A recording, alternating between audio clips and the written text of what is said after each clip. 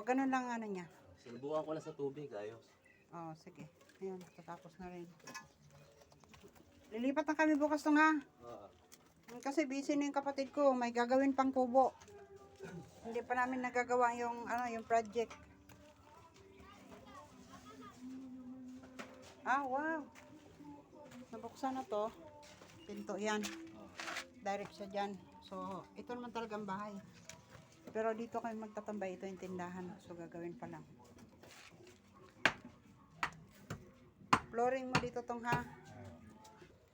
Ma-flooring na yun yung semento ngayon. Oo. Oh, sige. Ayan yung Poso Negro na pinangagawa ko. Kasi fall na yan. So ngayon, okay na. Oo.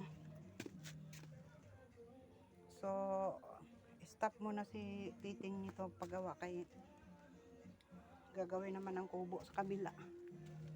Salamat. Ito lang talaga yung inaantay ko kasi syempre saan kami magdudumi. Kasi hindi na pwede yan. Fall na palang Poso Negro na yan. Kaya ito bago.